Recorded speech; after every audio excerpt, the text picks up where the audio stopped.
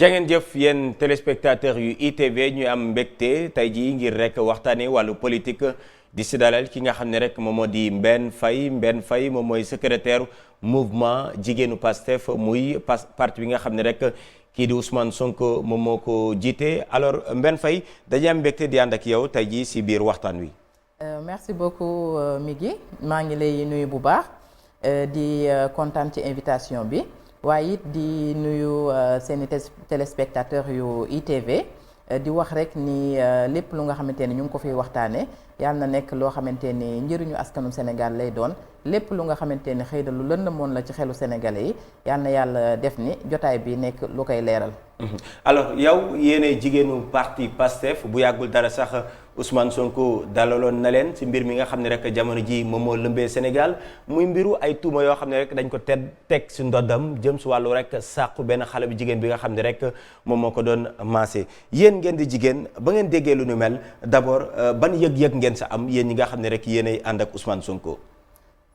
D'abord bi ñu ko yëgee nekk na loo xamante ni lu ñu bett la parce que lu ñu xaarul woon la parce que mosuñu xalaat ni politique jar na yenn yi. et que ñenn ñi dinañu dem bay def des bassesses de ce genre parce que loolu rek lañ ko mën a tuddee yaakaar nañ ni bu ñuy wax politique ñun bokk façon bi nga xamee ne moom la ñuy defee politique dañu bëggoon lépp lu nga xamante ni bu ñu ñëwee lu tilimal luy am politique ay pratiques yu bon yu ñuy def politique ñun dañu bëggoon a ñëw pour bokk ci ñi nga xamante ni ñooy assainir le milieu de la politique. donc bu ñu gisee lii dañ koy ñaawlu bu baax a baax donc di gën a feddali rek suñu taxawaay ci Pastef di gën a feddali suñu engagement ci suñu président Ousmane Sonko moo tax keroog jotaay bi ñu def dem ziyaare ji ko donc gën ko wan ne ko wéetuloo ci combat bi benn yoon say jigéen ñu ngi taxaw say wet ñu ngi taxaw sa kanam ñu ngi taxaw sa ginnaaw fas yéene ànd ak yow ci xeex bi ba mu jeex incha allah loolu moo tax mais ba ngeen ko fekkee d'abord moom Ousmane ba ngeen demee dajeek moom ban nit nga gis ban Ousmane Sonko ngeen fa fekk. ki ñu fa fekk mooy Ousmane Sonko boo xamante ni vraiment il est très serein donc. atteint également. Donc bon moom très sincèrement daanaka ñun sax ñoo ko gënoon a jaaxle bi mu waxee ak ñun ñu ci bari daf ñu dalalaat suñu xel daf ñu gën a joxaat fit daf ñu gënaat tax ñu gën a farlu gën a taxaw fas yéene nag xam ne ki ñuy jàppale kat ku jar a jàppale la parce que lu mel ni ñu teg ci sa kaw nga ànd ak yàlla parce que gëm yàlla rek dafa am solo donc jàpp ni xëy na loo xamante ni lu ñu tracé woon la mu nekk ci viwam donc mënul woon ñàkk ci moom donte ñaawlu dañ ko bu baax a baax mais dañuy nangu dogal ndax dogal moom boo ko nangoo rek mu daal di woyof tey ñaan yàlla rek ñu dem ba qu'on y aille jusqu'au bout ndax ñu mën a leeral ci askan bi yëpp ba mu leer naa ñu donte leer na sax mais yaakaar naa ne dem ba mu sës ba képp koo xamante ne laale nga ci jëf ju ñaaw ji ñu weer la ba nga weeru. donc Sénégal bi yëpp yaa ngi naan leer na mais mbir mu leeragul bëri na ay mbir yi nga xam ni amaguñ ci tontu. parce que yéen jàpp ngeen ni sàqu amul. jàpp ngeen ni peut-être complot la. mais am na yeneen sénégalais yi nga xam ni dañoo jàpp ni sàqu am na. jàpp nañ ni complot amul. waaw comme daanaka yëf yi plainte am na je pense que ni liñ ci mën a wax yëpp wax nañ ko. preuve yi ñu ci am yépp aussi wax nañ ko donc am na yeneen yu nga xamante ne aussi des na parce que avocats yi ñu ngi wéyal di def seeni liggéey te yaakaar naa ne bu ñu yeggee ba ca procès ba képp ku nga xamante ne amoon na lu lëndëm sa xel bu soobee yàlla lépp dina leer waaye ñun de dañu jàpp ne leer na ba pare ndax li tax ñu ne leer na ba pare ndax yaakaar naa ni procès verbal bi nga xamante ne jóge na ci section recherche liñ ci wax dégg dañ ko donc loolu boo ko déggee xam ni wax dëgg yàlla nag ku bëgg dëgg te dégg loolu di nga xam ni nag sàkku amul ku bëgg dégg loolu parce que déjà le médecin bind na rapport am lim ci wax mooy que ni 16 heures dans les 16 heures yi nga xamante ni suivre na ci affaire bi xale bi amul benn yoon loo xamante ni luy niroog la rapport relation sexuelle yu nga xamante ni am na ko donc loolu rek yaakaar naa ne buñ ci sukkandikoo te nag wax dëgg yàlla suñuy médecins yi dañ leen di jaajëfal nag parce que ñu xam seeni métier lañu. ñuy bañ aussi ñu di leen di defloo lu dul yoon la. ñoo xamante ni dañu xam ni dañu prêter woon serment xam ni dañu war a liggéey. ngir yàlla donc seet li ñuy def seet ni ëllëg dina ñëw aussi ñu tëdd ak seen ñu tëdd ci seen loxo ndeyjoor. donc des ñoom kese ak seen bàmmeel donc ñoom aussi lépp lu ñuy def dinañ ko seet. ba tax na li ñu wax dañu wax dëgg gi rek te yàlla tax. peut-être mënoon na am xëy na ni ñu ko bëggee woon ba tax ñuy daw ay ci guddi gi heure couvre-feu di wër ay médecins et tout ça amaana ni bu ñu taseeloon ak ñoo xamante ne ñu neex a corrompre la xëy na mbir mi du demee nii. dinañu changer version dinañu jéem a changer ay certificat médical et tout ça. mais sant yàlla bi nga xamante ne sénégalais ba léegi mi ngi am ay nit ñu jub ñu ngi am ay nit ñu dëggu ñu ngi am ay nit ñu nga xamante ne dañuy jëf rek te yàlla tax. d'accord alors ñu ñëwaat ci fait bi parce que tamit yaa ngi koy wax léegi heure couvre-feu la mais Ousmane Sonko. est-ce que jàpp nga ni Sonko leader parti Pastef arrivé 3e à la dernière présidentielle war na fréquenter bërëb yu nu mel sa gis-gis yow est-ce que kontaan nga ci loolu nu mel le fait que muy fréquenter bërëb boobule parce que au départ dañu woon Ousmane Sonko dafa dem ci bërëb ba yow peut-être bokk nga sénégalais yi nga xam ni gëmoon nañ ni Sonko tegu fa tànkam ba mu defee conférence de presse lay doog a firndeel ni moom dem na foofu est-ce que jàpp nga ni Sonko war na fréquenter des structures yu nu mel. D'abord bala may tontu sa question yaa ngi ni sénégalais yu bari dañu jàppoon ni Sonko demul ci bërëb bu ni mel d'abord ñun bi yëf yi xewee ci saasi réunion bi nga xamante ni moom lañu njëkk a tenir nga xamante ni les responsables du parti ñoo ko tenir mu di le COPIL lépp liñ ci wax mooy que ni le président Ousmane Sonko teg na fa tànkam donc ñun dañu teel a am confirmation que ni le président Ousmane Sonko teg na fa tànkam. parce que comme fanaanuñu ak moom dëkkuñu ak këram lépp luñ ko wax day jaadu moom aussi ñu delluwaat ci moom poser que question yi mu jox ñu réponse yi nga xamante ni moom moo ci war donc bi mu ko joxee aussi explication bi mu ñu jox moom la jox ñëpp rek keroog bi muy def point de presse. comme quoi que ni li ko dal lu nit mën a comprendre la kenn ku si nekk di nga toog benn moment bu nga xamante ni di nga yëg ci sa yaram loo xamante ni dafay tax nga jóg daw automatiquement bu dee hôpital moo la war a faj nga ne xaaral nit toog na ba minuit mu jël oto dem hôpital. parce que fekk na li muy yëg mënatu koo muñ. nit toog na ba diggu bëccëg bi nga sentir sa bëñ di metti wala dara buñ la nee xaaral ba suba doo ko xaar da ngay jóg automatiquement parce que li ngay yëg. ba tax nga sentir besoin boobu ni lii foog ma dem defi ji ko. moom moo ko doon yegg. mais xeebaluñu Ousmane Sonko jàngoroom parce que saytu nañ xam nañ jàngoro bi daanaka nu mu mettee ci doomu aadama. toog bu yàgg beeg lu nu mel loolu yëpp daf la koy def mais da nga ni nit su feebaree. heure bu ko neex mun na dem par exemple seeti kër docteur. sauf que Ousmane Sonko dafa demul kër docteur. fu mu dem mooy fu ñu koy maasee. foofu noonu bokkul ak ay kinésithérapeute ñoom ñi nga xam ni ñoom la seen xam-xam màcc. ñoom ñooy def ñoom ñoo war a commencer ci jàngoro bi nu mel. alors bërëb boobu mu dem est-ce que tamit argument yi nga xam ne Sonko joxe na ko. doon na loo xam ni yanu na maanaa. wax dëgg yàlla nag argument yu yanu maanaa la parce que dégg nga bi muy expliquer donc le problème de moyens se pose. parce que non problème de moyen aussi benn. problème de moyen tamit du loo xam ni mun nañ ko nangu fii Ousmane Sonko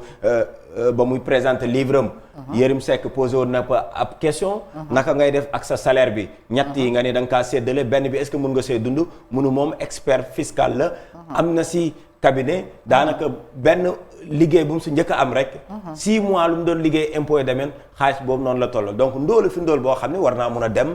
bañ a dem fay ji 200 000 wala leneen lu ko gën a néew est-ce que loolu tamit nekkoo leen tey ji di jéem a préparer wu Sénégalais si leneen est-ce que Sonko ndóol boo xam ni munul dem faju ji.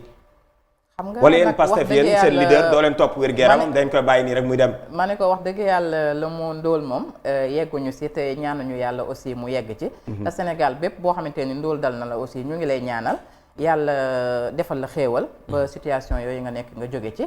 du question ndóol mais ku ne xam na ni nag faj dafa xaw a cher Sénégal te loo xamante ni da nga koy def à vie yaakaar naa ni yenn coûts yi. bu fekkee ni yàlla mayu la dëgg nga nekk multimillionnaire wala nga nekk ay milliardaire comme ni ñu koy waxee je pense que ni mënuloo ko supporter à long terme parce que gis nga fi ñoo xamante ni ñu ngi woon amoon nañu de très bonnes situations feebar dab leen ci loolu ñuy faju mooy dem ba ruiner leen carrément ba dootuñu amati dara donc loolu yëpp da nga koy jël en considération xam ne lii kat fi ma jëm ak moom fu sori la nekkut ni benn fan laa koy def nekkut ni ñaari fan laa koy def donc nag day laaj nga planifier xool nu mu gën a woyefe nga def ko parce que loo xamante ni da lay accompagner sa ngiru dund la. alors lu koy accompagner si giiru dund la tey jii Ousmane Sonko li ko si fekk gis nañ ko yow sànq yaa ngi koy wax nga ni tey jii certificat médical boobu parce que gisaguñu ko ñun ñu ni génn na day wane ni peut-être rapport sexuel amul donc yow parce que tudduñu benn viol de dañoo tudd benn ñaar viol répétitif la ñu wax donc gëmoo benn yoon ni Sonko lu ñu koy tuumal moo ko def yow fan nga ko teg tamit donc fi ma ko teg d'abord dama xam nit ki bu baax parce que yàgg ànd ak moom nag. vie privée am xamaloo ko ci dara soxna Mbène. xam nga nit ki yaakaar naa ne boo yàggee ànd ak moom boo xamul ci moom lépp it am na lu bari loo xam ne di nga ko xam ci moom. te li ñu xam ci moom te mën ko seedeel te tey ku ñu tegaloon kaamel ñu laaj ko mooy du nit ku violent loolu très sincèrement loolu dañ ko koy nangul dañ koy reconnaître te dañ koy affirmer fépp fu ñu toll. du nit ku violent ba nga xamante ni di nga dem nga ni da ngay dem di violer nit ak scénario bi ni ñu ko tegee yépp. ñëw na première fois ñëw violé ma ñëw deuxième fois ñëw troisième fois ci xale boo nga xamante ni am nga 20 ans nañu waxante dëgg nag doo xale doo mag torop mais tamit am na loo xam ci àdduna surtout que ni buñ la tracé lee xëy na fi mu jaar yépp donc ak ñi nga dëkkal nga nekk ci biir kër déjà kër gi nga xamante ni fa la lieu ba nekk ni mu bindoo salon bi nekk ni mu bindoo ay nit dëkk fa famille la mu dëkk fa je pense que ni violé la ci condition yooyu noonu nekk na lu xaw a jafe nekkut aussi lu xel mën a nangu bu fekkee ni dañuy xool rek loo xamante ni lu yenu maanaa la vraiment xel nanguwu ko ñu def la ko benn yoon yow nga ni waxuloo ñu def la ko ñaari yoon nga ni waxuloo parce que nee nga da nga doon rus nit ñi yëg ko donte am nga lu la metti ñaareel bi ñëw nga ni waxuloo ko ñetteel bi ñëw nga ni waxuloo ko kon lan moo ko poussé mu xaar ba 4e fois bi ñëw mu door koy wax alors lan nga jàpp ni kon moom mooy indi lii. man li ñu jàpp rek mooy que ni coup monté la et que très sincèrement dañuy jàpp ni aussi xale bi c'est une victime quand même parce que xëy na moom may maase Ousmane Sonko daf ko jëloon def ko peut-être xëy na benn naka laa ko mën a waxee di ko tiitaroo. benn ndam temps yi ma ak ci li ko ni ko nit ñi waxee parce que may maase Ousmane Sonko donc ñi nga xamante ni vraiment ay defkatu lu ñaaw lañu. dégg loolu daal de ni kat buntu bii kat mën nañ cee jaar pour que nag suñu waa ji nga xamante ni wax dëgg yàlla tere nañoo nelaw suñu waa ji nga xamante ni suñ ko bàyyee moom bu soobee yàlla 2024 dinañu fi jële ci nii wala ci naa parce que sénégalais yi jox nañ ko bopp te gis nañ ni kat cote de popularité mi ngi gën di yokku saa su ne te gis nañ ni kat mi ngi wàcc mbir mu am solo moo xamante ni yaakaar naa ne bis bu ko defee loolu mooy lem leen seen bagage rek toog di xaar 2024 te xam ne da ngeen fiy jóge mu di suñu nemmeeku tour bi nga xamante ni def nañ ko récemment ak coow li mu fi jur yëpp ñu ni dañuy tëj Pastef dañuy dissoudre le parti Pastef ñu gëm ni kat ci lancé boobu ñu nekkoon loolu le ministre de l'intérieur waxoon ba léegi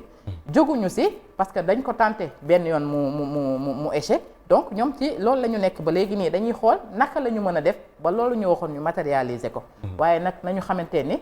sénégalais yi ñu ngi taxaw di leen seetaan les patriotes ñu ngi engagé wu les patriotes ñu ngi déterminé xam ni suñu waay ji nag kenn du ko laal te suñu parti bii di Pastef dañuy wéy di ànd ak moom ndax mosuñoo waroo ak yoon benn yoon mosuñoo def lenn loo xamante ni war na mën a tax ñu teg ay daan yu mel noonu ci suñu kaw. alors kon tey jii sànq yaa ngi koy wax est-ce que jàppoo ni kon sa leader Ousmane Sonko dafa manque prudence comme ni ko parti démocratique sénégalais waxee seen biir communiqué bi jàppoo ni expérience politique moom moo leen dese. bon ñun dañu jàpp ne parce que ni ñuy jàppee politique ñun noonu la ñuy jéem a dundee parce que dañu jàpp ne vraiment en tant que politicien waruñu nekk ay nit yu nga xamante ni da ngay nekk au-dessus de tout le monde. dañu bëgg maase ak askanu Sénégal ba nga xamante ni tey suñu faloon tey jii ñu ne Ousmane Sonko nekk le président de la République war na mën a génn doxantu ci biir Sénégal dugg ci biir nit ñi mën a xam li nit ñi di dund hôpitaux yi nga xamante ni moom la sénégalais yi di faje war na mën a tawat dem dugg ci biir hôpitaux yooyu dem faju parce que loolu moom mooy tax bu nekkee ne am na dara lu nga xamante ni lu jaarul yoon ci biir hôpital yi nga teg ko fa sa bët nga fay fajoo su beneen ne di nga ni kat lii bala may ñëw bëgg naa ngeen saafara ko bëgg nañu transport public yi nga xamante ni moom la sénégalais yi di jël heure bu ñu faloo képp ku nga xamante ni yaa ngi yor ay nombre tànk nga koy jël comme tous les sénégalais parce que dafay tax ñu xamante ni kat fal nañ la mais gënuloo askan bi fal nañ la mais amul dara loo xamante ni ëppalee nga ko askanu Sénégal ba tax ñu fal la au contraire dañ la fal pour que yow nga ñëw servir ton pays donc yaakaar naa ne li nga xamante ni mooy pratique yi ñuy gis te ñëpp di ko ñaawlu tey jii nga xëy ñu fal la député booy romb sa biir tente ngay jël romb boo moytu dëkkandoo yi nga xamante ni xamoon nga leen booy romb vitesse nga leen di rombee jël poussière bi yëpp sànni seen kaw et tout ça mais pour sa kaaraange bopp est-ce que tamit waroo jël ay say matuwaay est-ce que Sonko woon jël ay matuwaayam ba lu nu mel bañ ko dal naam ñu ngi jël ay matuwaay nag parce que très sincèrement am na yu bari yu nga xamante ne ñu ngi koy jéem a moytu parce que yaakaar naa ne bu ñu moytuwul woon. fii ñu yegsi tey duñ fi yegsi parce que piège yi bari na li ñuy waajal ci suuf ay manigance et tout ça bari na boobu ba léegi nag ñu ngi moytu xëy na dafa fekk ni ñi ñu ko seqal. xalaatuñu woon ni quand même dinañu wàcc aussi bas. très sincèrement xalaatuñu woon ne dinañu wàcc aussi bas parce que nag bu fekkoon ni ku la waxal nga waxal ko rek ñun ñàkkuñu lu ñu wax. am na loo leen xamal. lu baree bari. sa tontu bi mooy duñu ndong. ba tey neew ma duñu ndong. parce que da nga ne kat foofu waxal mën na la waxal da nga ni ñun duñu ndong. xam nga ñun dañoo defut bañ duñu waxal mais déggoo man la yor nañu yu leer naa ñu yoo xamante ne suñ ko génne woon du doon ay sos. contrairement à ñun liñ ñu def parce que ñun. on a inventé des choses dañu teg benn complot bu nga xamante ne dañ ko jël teg ko ci suñu kaw te ñoom ñi ko teg xam nañ ni dara du ci dëgg. d'accord ñoom ñi ko teg bu ñu wóolu woon seen bopp doomu jàmbur jii ñu jël tey jii parce que liñ ko def séquestration lañ ko mën a tudde ay mbokkam bëgg a jot si moom mënuñoo fexe ba jot si moom yaakaar naa ne ku ñu violé këla jël fat la gëj ngeen a bokk ca Adama ak Awa say mbokk toog fii yaakaar naa ne wax ji yenuwul maanaa nañu jël xale bi delloo ko ay mbokkam toog ak moom delloo si waat xelam xamal ko ni ko kat juum nga xamal ko kat ni ko bu ëllëgee fii ak fii nga war a teg sa tànk ndax yaakaar naa ne loolu ay mbokkam rek ñoo ko mën a defal ñoom lan la ñuy ragal ba bàyyiwuñu xale bi xanaa dañuy ragal bu ñu bàyyee xale bi comme xale bi fi mu toll nii sonn na parce que je suis sûre et certaine que ni xamul woon ni la muy def lii moo ko ciy fekk ëllëg xamul woon ni la mu def tey jii nii la ko nit ñi exploité xamul bu xamoon ni résultat bii moo ko ciy fekk wóor na ma ne du ko def te elle sûrement elle regrette ce qu'elle a fait donc buñ ko bàyyee woon tey jii am naa yaakaar ni wax ji dina gën a leer nañu bàyyi xale bi mu dellu ci ay mbokkam toppatoo ko parce que soxla na ko ñu bàyyi xale bi mu daal dellu ci ay mbokkam dañuy des ba tey jii ci communiqué bi nga xam ne rek moom mooy actualité moom moo mujjee génn tukkee ci waa parti démocratique sénégalais certainement jàngat nga ko xool bu baax a baax alors ban réaction nga ci am parce que ci biir communiqué bi nee nañ yéen vous n'étiez pas prudent Ousmane Sonko nee nañ ndëgg sërëx la nee nañ amul expérience alors laataa ñu leen di condamner loolu alors yéen ban jàngat nga ci def bi la communiqué. xam nga bu ne amuñu expérience mën nañ ko nangu mën nañ ko bañ a nangu parce que xëy na ñoom expérience bi ñu am ñun amuñu ko ndaxte kat wolof Njaay dafa ne ku la mag ëpp lay sagar. donc Pastef ku ne xam na ni la majeure partie des militants de Pastef, la majeure partie des responsables de Pastef n'ont jamais fait la politique. Donc te loolu sax mooy suñu fort. parce que gis nañu vraiment ñi fi doon def politique ñu ci bari du ñëpp nag mais ñu ci bari. façon bi ñu ko doon defee wax dëgg yàlla bu ñu doon def politique aussi ñaanuñu yàlla defee ko noonu. moo tax ñu ñëw ñun ak suñu façon bu bees bu ñu koy defee lépp loo gis tamit expérience moom loo xamante ni da nga koy accumuler au fil du temps mais ñu ngi def suñu kéemtalaay kàttan ba nga xamante ni. lépp loo xam ne ñu ngi ko mën a moytu lépp loo xamante ni mi ngi fexe mu mën nañu jëmale kanam ñu ngi ciy def ay jéego yu am solo yoo xamante ni ku xamoon Pastef 2014 biñ koy sos xam Pastef léegi xam ne nag wax dëgg yàlla expérience du looy judd rek am ko. mais ñu ngi ci. waaw yéen a ngi si mais kon da nga gisoo ni kon Ousmane Sonko demam si biir salon boobule. erreur la boo xam ni lu mu mënoon éviter la. bon man de très sincèrement du ma ne erreur la parce que daanaka boo nee erreur la sax xëy na am nga looy regretter wala dara. parce que c'est tout à fait normal dafa am loo xamante ni parce que li tax ba du erreur defu loolu ay fa mu dem kenn interdire ko. ba tey Ousmane waxagul ba xam seq na ak dara ak Adji Sarr am déet. loolu moom daf ko wax ba mu leer naa loolu moom nee na viol amul. d'accord viol mun na bañ a am viol mun na bañ a am. mun na am complot la. mais est-ce que Ousmane Sonko seq na ak dara ak Adji Sarr loo xam ni dañ cee ànd ñoom ñaar. loolu kenn amagu certitude il faut que tamit Ousmane génn wax ak askan wi si yenn ponk yi nga xam ne tey jii dafa lëndëm. yaakaar naa ne lu ni fàng kenn du ko jeex mi ngi. parce que président Ousmane Sonko li mu wax dafa leer. mooy moom xamul aji d'ailleurs sax booy xool PV bi moom nee na amul numéro Ousmane Sonko musul am numéro. donc yaakaar naa ne boo seexee ak nit dara la moindre des choses xëy na di ngeen échanger sax contact.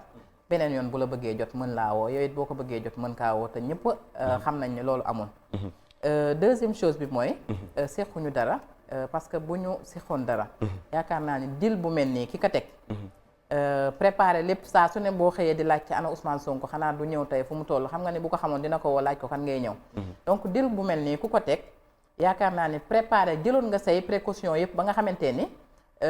waa ji bu ñëwee. lu mu gàtt-gàtt bu dee yow fi nga koy xaar daanu na fa lu mu gàtt-gàtt di nga am ci moom bu dee benn photo sax wala benn vidéo compromettante di ngeen ko mën a am ñëw tegal ko nit ñi alhamdulilah bi nga xamante ne loolu yëpp amul parce que dañuy wax rek ne jub rek moo am solo da yàlla dogal na ni la ko fa yóbbu woon moom la fa def ba mu jeexee mu xamante ni lii moo ko fa yóbbu woon mu pare daal di dem ñi en tant que femme lu nu mel ban avec le recul ban jàngat nga si def yow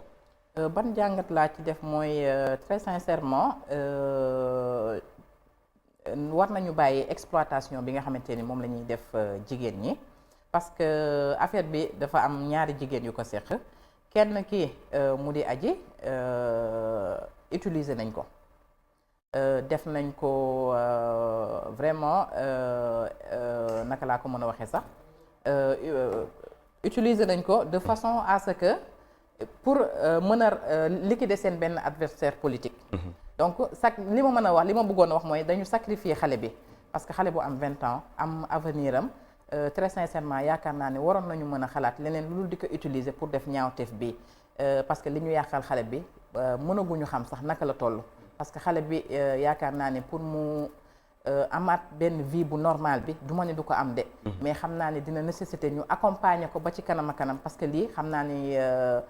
nekk na lu koy secouer bu baax a baax ci dundam deuxièmement mooy beneen femme bi nga xamante ni rek dafa jóg taxaw muy propriétaire wu salon bi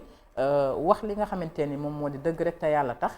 ñu bëggoon ko manipuler comme ni ñu defee kële heureusement elle a été très mature donc elle a été très digne aussi elle a été très forte parce que sinon doon na paniquer sinon doon na tomber aussi ci piège bi nga xamante ni bëggoon nañ ko tegal mu di fexe ba complot ak ñoom fexe ba bokk ci deal bi pour seen tentative de liquidation bi mën a aboutir ndaxte dégg ngeen ñu ni dig nañ ko fi xaalis dégg ngeen ñu ni bundu xataal nañ ko jéem ko fa yóbbu téye ci nit ku nga xamante ni mi ngi yor doomam war ko couver et tout ça lépp rek mu dëgër ngir xam ni yàlla rek moo njëkk te yàlla rek moom moo mujj donc moom aussi dañ koy massawu de passage d'accord alors tey jii combat bi ban combat ngeen fas yéene mën a yéen jigéenu Pastef ba lu nu mel bañ a antu donc combat bi ñuy mëne mooy yi ñu yàgg di mëne rek parce que je pense que ni dañu yàgg taxaw pour gën a rafetal taxawaayu jigéen ci seen politique gën a fexe ba fépp fu jigéenu Sénégal nekk mu xam lan mooy ay droit am waaye mu xamit lan mooy ay devoir am donc mën ci taxaw ba mu mat sëkk fépp fu jigéenu Sénégal nekk ci xeex bi nga xam ne tey jii jàpp ngeen ni complot la yéen naka ngeen def parce que gis nañ ni Ousmane Sonko dafa woote askan wi génn ngeen yàq lépp lu bëri lu nekkoon ci dëkk bi lu yëfu jàmbur rek privé ak public lépp ngeen yàqate ko ba jamono ji am na ñoo xam ni dañ leen teg loxo yéen jigéen ñi ban combat ngeen fas yéene mëne ci lu nu mel waaw combat bi déjà ñun commencé nañu ko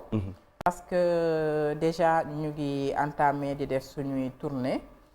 pour waxtaan ak kilifa diine yi def suñuy ñaan parce que booy seet jeudi bi passé comme ñun ñëpp dañu xamante ni tooñ nañu ba ci kanamu yàlla teg nañ ñu tuuma bu toll ni loo xamante ni daan nañ ko teg xëy na ay nit yu baax yu nga xam ne jaar nañ fi te yàlla mi nga xamante ni moom rek moo xam dëgg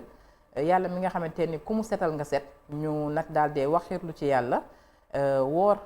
journée jeudi bi def ay ñaan ci guddi gi ngir fas ñaan yàlla non jeudi bi passé la ñu woor donc ci guddi gi ñu def ay ñaan kenn ku si nekk joxe ay dog kenn ku si nekk def ko vendredi bi da nga ñu gisoon noonu ñu dem Masalikul Jinaan julli fa juma ñaan yàlla aussi bi ñu paree nag la ñu dooree dem ziar kii de suñu président Ousmane Sonko loolu di wane rek ni benn premier acte bu nga xam ne posé nañ ko mu di delluwaat ci yàlla ñaan ko lii nga xamante ni moom la ñu teg mu di tuuma ñu teg ko suñu kaw yàlla na ko yàlla leeral ba yan étape moo nekkaat seen kanam donc étape bi ci nekk mooy dinañ dem seeti ji les chefs religieux waxtaan ak ñoom parce que dañu gis ni nag ñoom ñi ngi àddu ñu ngi ñuy manifester vraiment seen soutien bu baax a baax mais ñu gën a waxtaanaat ak ñoom rek parce que fii ñu bëgg jaarale mbir mi je pense que ni buñ ci teggiwul seen tànk bu ci nguur gi teggiwul tànkam yàqute bu bari dina am ci dëkk bi te wax dëgg yàlla ñaanuñu yàlla yegg foofu parce que Sénégal rek la ñu am. mais pourquoi jàmm la ñu yéene Sénégal pourquoi yàqute du am yéene askanu Sénégal lu tax yéen waa PASTEF mënuñoo tey jii mënoo leen xaar mbir mi yoon àtte ko ngeen bëgg indi ay yàqute fekkee Sonko deful dañ koy seetal su fekkee ni dañoo jàpp ni moom moo def yoon def li nga xam ne moom moo ko war. pourquoi ngeen bëgg a yàq lu tax xanaa doo leen ay patriote benn. ba tey wootee guñu benn yoon ni dañuy yàq. te bañuñu aussi justice au contraire loolu la ñuy yàkkamti mais li ñu bëgg mooy justice bu indépendant justice boo xamante ni dinañu àtte mbir mi ba mu jaar ci yoon mu bañ a doon justice boo xamante ni mooy comme yi ñu fi daan gis kumba am ndey kumba amul ndey boo faree ci biir boor loo def ak lu mu mënti doon ak lu mu mënti rey ñu daal di lay làq ba nga jekk daal di lay teg de côté keneen lu mu def lu mu ndaw ndaw wala lu ñu ko jiin ñu daal di rëq ndigam ci loo xamante ni teguñu ko fenn ci yaama neex ak ci jaay doole goo xamante ni doole googu askanu Sénégal ñoo ko moom ngay utiliser seen doole googu pour wëlbatiwaat ko ci seen kaw donc ñun loolu la ñuy bañ te loolu la ñuy xeex donc suñu combat ñun mooy justice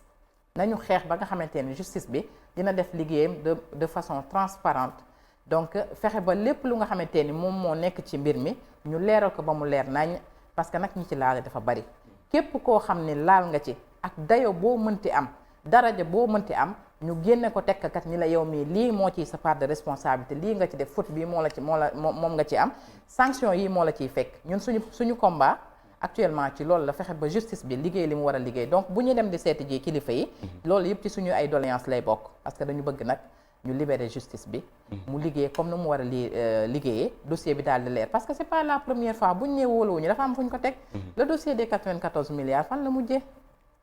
lan la juge bi wax tout récemment classé sans suite te pourtant xam nañ ni ñi ci laale ñu ngi ba ci kaw bu ñu demoon jusqu'au bout ñii daanu dinañu bari donc bëgguñu la même chose se reproduise bëgguñu ñu dem ba ci biir ñu ne dossier bi c'est classé sans suite parce que dañu bëgg ñu yóbbu ko ba mu leer naa ñu duñu bàyyi dara dañ koy topp ba mu sës.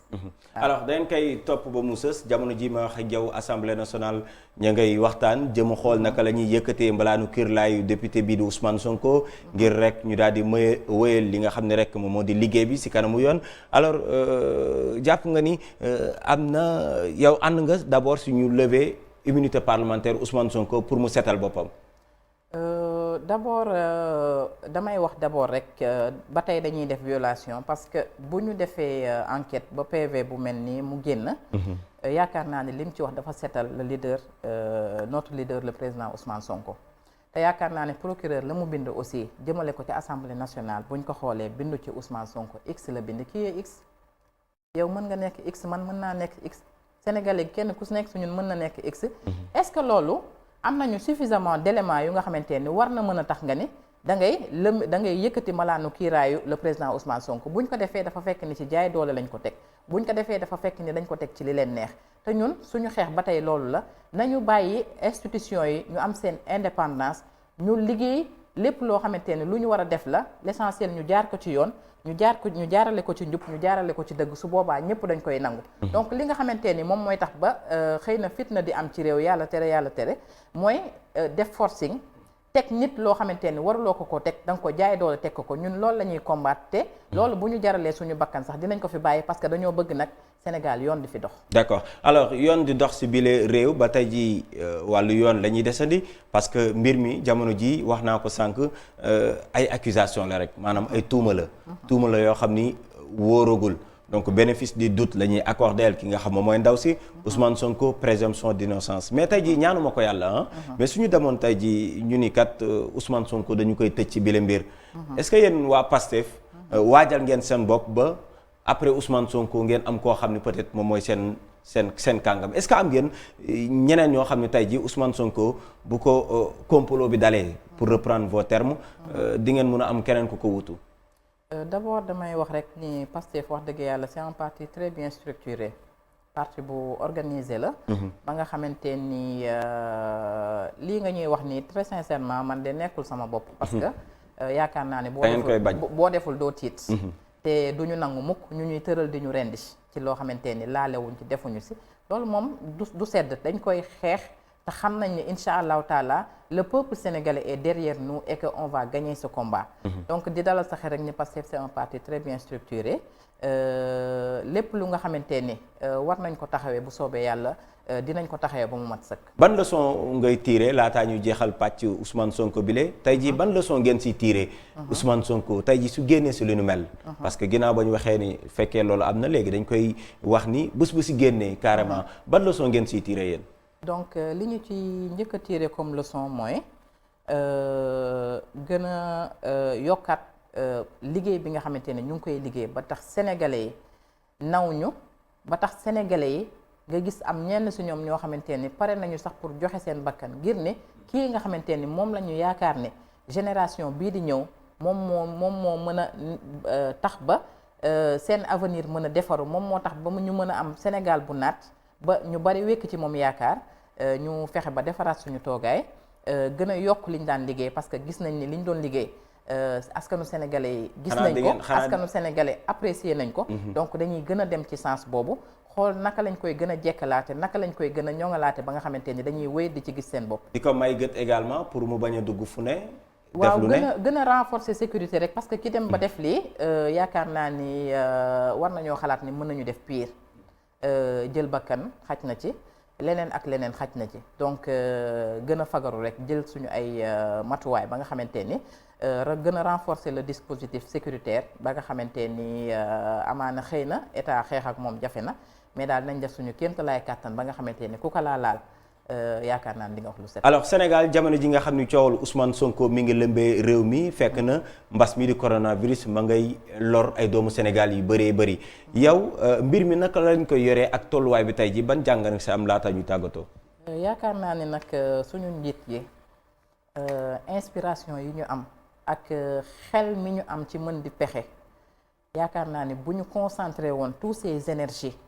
ci ni réew mi di doxee amaana fii ñu toll nii duñ fi toll. je pense que ne ñu dénk la réew boo xëyee yaa ngi xool naka nga xalaate pour di faagaagal say adversaire politique stratégie sur stratégie yaa ngi koy teg saa soo xëyee loolu moo leen di occuper de telle sorte que ni réew mi di doxee sax dañ ciy sàggane lu baree bari gis nañu vraiment jàngoro ji ni mu mel deuxième vague bi. gis nañu vraiment loraange yi nga xamante ne mi ngi koy def parce que très sincèrement ñi ci ñàkk seen bakkan bari na lool cas yi aussi bari na lool ñuy jaale képp ku nga xamante ni rek am nga ci ku ci wàññeeku ñu ngi la koy jaale donc di ñaan ñoom ñëpp yal na leen yàlla xaare aljana waaye it di ñaan yal na ko fi yàlla gaaw a teggi parce que li muy yàq ci askan bi bari na li mu yàq ci économie bi bari na sénégalais yi nga xamante ni sonn nañu ngir Covid bi aussi bari na. d'accord ñu di la jaajëfal baax a baax Mbène Faye di fàttali yow yaay secrétaire bu li nga xam ne rek moom mooy MOJIP moom mooy mouvement jigéenu Pastef ñu doon am mbégte di ànd ak yow si waxtaan bi. merci beaucoup Migui donc maa ngi lay remercier bu baax aussi ci invitation bi di yaakaar ne rek liñ fi wax xëy na sénégalais yi apprécier nañ ko et que amal na leen njëriñ aussi. di nuyu ñëpp di wax rek ni incha allah le combat continue ñu ngi wax ni patriotes yëpp surtout les femmes nañu gën a mobiliser wu nañu gën a taxaw nañu gën a dëggal suñu bopp xam ne liggéey bi tey jii lay dooree tàmbali. Dites-nous concernant l'affaire Ousmane Sonko qui est accusé de viol présumé par une femme du nom de Adji Sarr. Alors dites-nous quelle est votre appréciation par rapport à cet acte? Vous pensez que c'est un complot? Effectivement, nous pensons que c'est un complot et que nous, les femmes de Pastef, donc on déplore vraiment tous ces pratiques malsaines. Nous déplorons tout ce qui s'est passé et nous réitérons aussi notre engagement, notre détermination à l'endroit de notre leader, le président Ousmane Sonko. Et nous lui disons aussi que nous, les femmes de patriotes, nous, les femmes de Pastef, nous sommes prêts à porter le combat. Donc c'est dans ce sens qu'on a initié des séries d'actions que nous devons mener, donc qu'on a déjà commencé parce que le jeudi dernier, on a observé le jeûne. Donc, on a fait aussi des prières dans la nuit du jeudi au vendredi. Et nous avons jeûné aussi la journée du vendredi. Donc, pour faire des prières à l'endroit de notre leader pour que Allah subhanahu wa ta'ala donc éclaircisse cette situation. Donc, éclaircisse cette affaire et que notre leader en sorte vraiment victorieux. Et donc, toujours pour les actions à faire, donc nous avons envisagé d'aller à l'encontre des chefs religieux, donc pour leur demander vraiment d'intervenir avant que l'irréparable ne se produise. Donc, c'est-à-dire de parler au président de la République, de parler à la justice ou bien au ministre de l'Intérieur, donc pour que vraiment ce procès se fasse dans la plus grande transparence, donc que vraiment les institutions, comment dirais-je, que la justice puisse faire son travail de façon très indépendante. Alors, vous êtes prête pour faire face à ce pouvoir actuel? Oui, nous sommes prêts. Donc, on est vraiment très déterminés à aller jusqu'au bout de ce combat. Donc,